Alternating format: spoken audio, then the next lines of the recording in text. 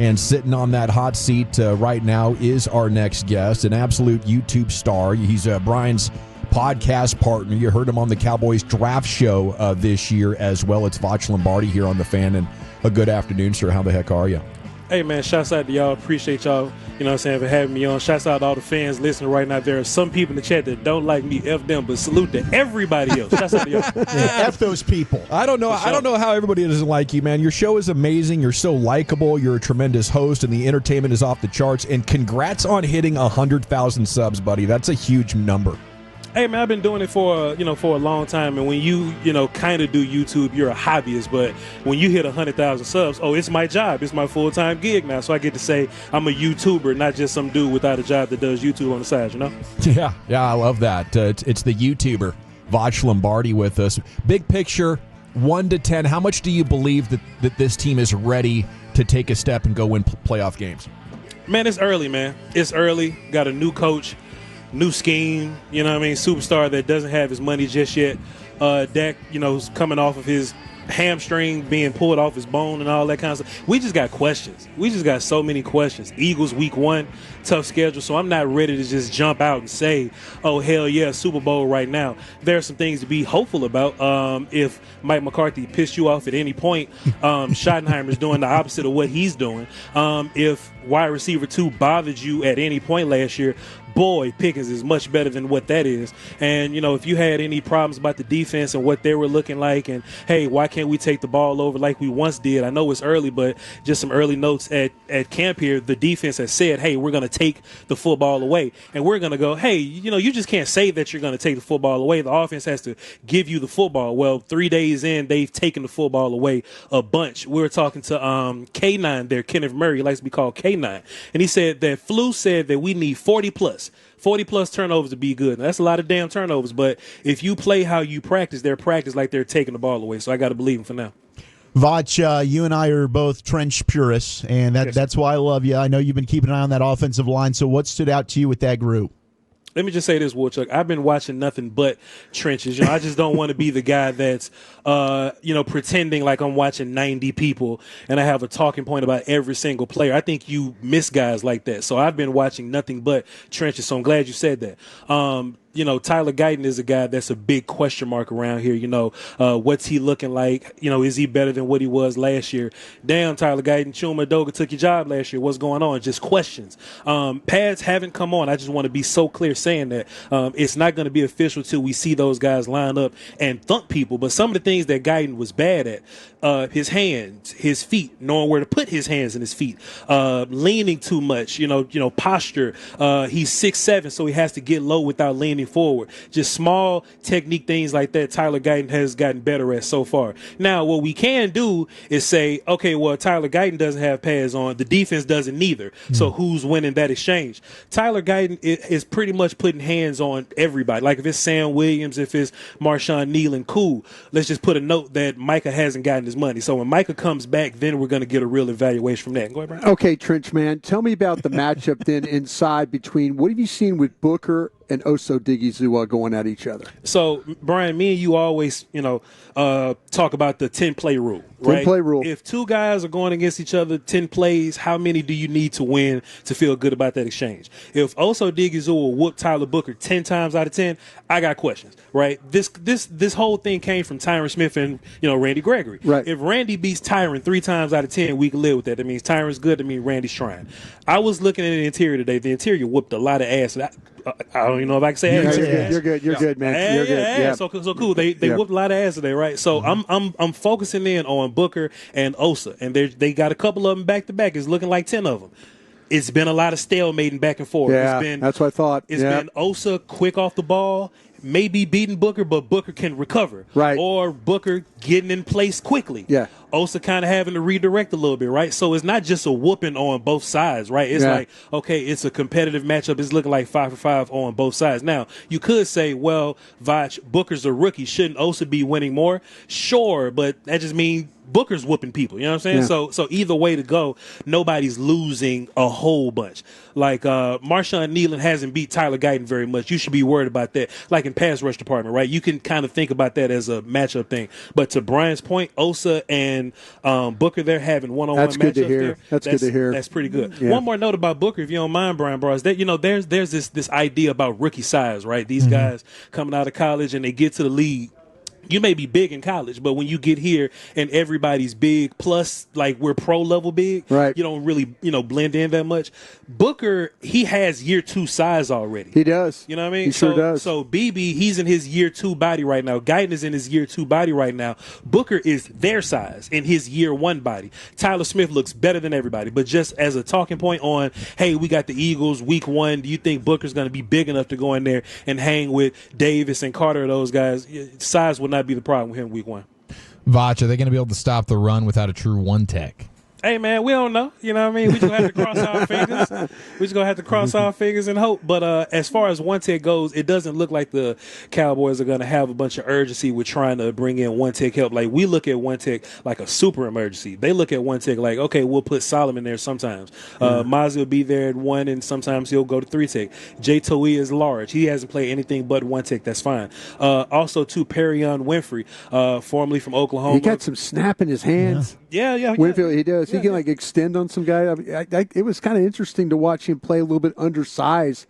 Playing that 1. What makes me, the conclusion I can come to, Brian, is that we're not going to play a defense where your one tech has to be humongous all the time. You're now you're talking. So Toia can be the I got to be 340-pound guy, right. But maybe they're going to go, okay, well, let's just be fast in A gap. Yeah, let's go. Slant the fronts. Let's do gap exchanges, things like that. So now if that's your plan, then it kind of works out for us because Solomon Thomas, Mozzie as a I've lost weight kind of quick sideways dude, that'll kind of work out for you. But we're just going to have to wait to get those answers. Voch Lombardi with us here on 105.3 The Fan. Look, Turpin, they've used in the backfield, but anybody else stepping up as a potential wide receiver 3 behind Pickens and Lamb so far in 3 days of practice? I tell you what. And I was having a conversation with Derek Eagleton about this. We were just sitting over there chilling. And Derek was like, man, Mingo look good, huh? And I was like, yeah, he does.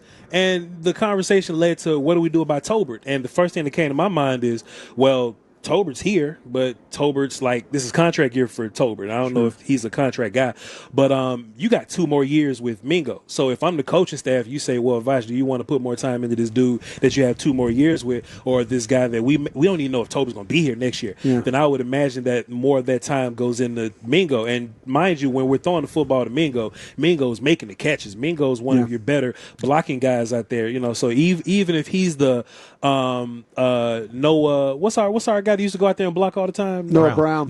Yeah. Even if he's our like Noah Brown guy, cool. But the one thing I can say about Mingo is that he gives us something that's different from the rest of these guys, right? You don't want to just be so redundant with your wide receiver room. And Jalen Tolbert is basically a worse CeeDee Lamb, like a guy that you move all over the place. But if you had to put him somewhere, he's kind of a slot guy for real. Mingo gives you the I'll catch the ball and you're going to have a hard time tackling me physically guy. Like Lamb is the yak sideways, get upfield, big play.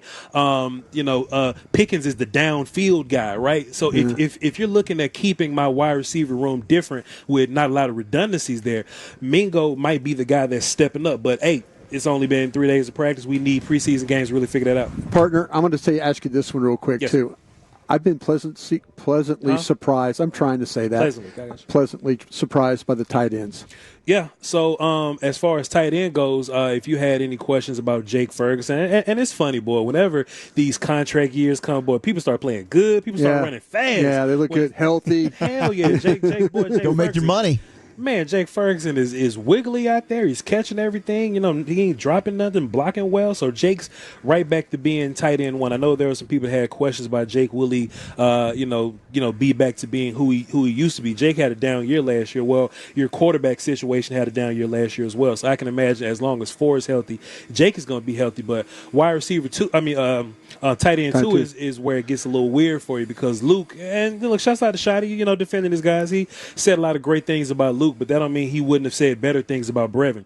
Brevin's taking over tight end too. He is. And the thing about Brevin, but Schoonmaker's not playing bad. Schoonmaker's cool, but Brevin is 270. Exactly. And he's catching the football. You're right. That's the thing about it. Like Brevin, if Brevin put on 20 pounds, he could be a left tackle for you. Sure. Right. So now he's the guy that you get to go, okay, cornerbacks, tackle this 270-pound tight end. And the only question we had about Brevin was, can he catch? Last year he wasn't catching all that great. Right. Brevin's catching most things now. Brevin's toe tapping on the sideline now. Yeah. So you're taking away things that you might be worried about. Luke is cool, but just Brevin just beating the hell out of him. It is what it is. Hearing CeeDee talk about Sam Williams yesterday, and then reviewing his rookie numbers per snap, he was one of the most efficient edge players, I guess in 2023. And then watching Ezraku, what do you think of this edge room, and how do you put it together? How do you fit it?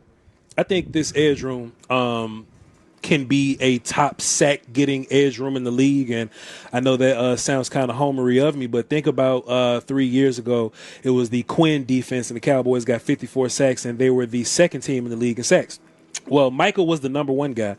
Tank Lawrence, who's not really a pass rusher, he was like your second guy. Dorrance Armstrong, who's not a pass rusher neither, for real, he got like 8.5 sacks. And last year he had 5, so that tells you what Dorrance really is. So you were able to be second in the league with your 2 and 3 guy being Dorrance Armstrong and Tank Lawrence. Tank was a really good run player, but Tank wasn't blowing you away as a pass rusher. Well, now you have Mike as your one guy. You have Dante Fowler as a double-digit sack guy. Dante was on that last crew, but Dante just didn't get the reps. He just didn't get the looks. I would assume he's making money now. Dante is going to be getting those reps and those looks. And Donovan Ezraku is early. It's incredibly early, but if he did anything in college, it's rush the passer. Yeah. It's 16 sacks. It was 20 tackles for loss, 60 pressures. That's stupid. Yeah. That is stupid. So even if he's not the rundown guy you want now, at least in your mind you can go, okay, well, they're going to find a way to triple Micah. They're going to put some kind of attention on Dante Fowler. So Donovan Ezraku, who is a natural pass rush guy, he's at least going to get one-on-ones with some miscellaneous offensive linemen. So at least that'll be better. So basically what you're looking at is, can Donovan Ezraku be a better pass rusher than Dorrance Armstrong?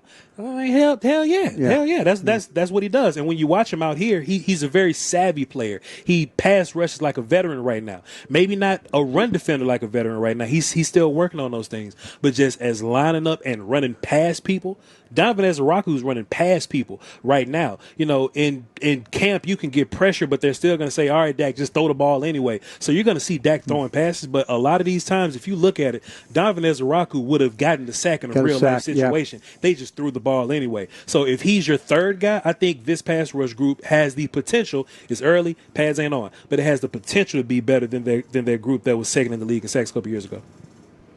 Voch Lombardi, thank you so much for your time. What's next for the channel?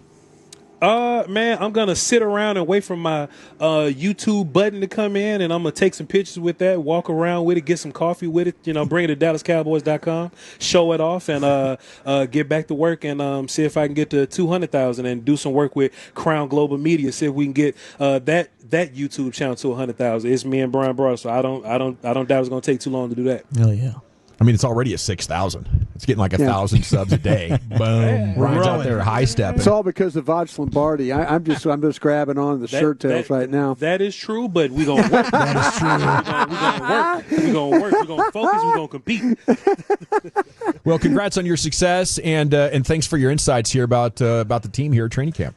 Let me just say this, man. Humbly, respectfully, appreciate y'all for having me on. I know I'm kind of visible now, 100,000 subs, YouTube, watching all this, but I've been watching this show for a long time. Back with Jeff and all them guys was on this show, so I've just been a fan of this thing for a minute. So it's an honor and a damn privilege to be on this mug. You heard? Salute. Appreciate y'all. Yeah, we'll see you soon. I wish he was still out there next week. Voch Lombardi, an incredible YouTube channel. I think he podcasts almost every night with Broadus, right? Aren't you guys on every night, Brian? Yep. Every night, my man. He is like, he always accuses me of working too much, but he's up to the task. He's like, what time you want to go? And we go. So we need to get paid. Money talks is what matters.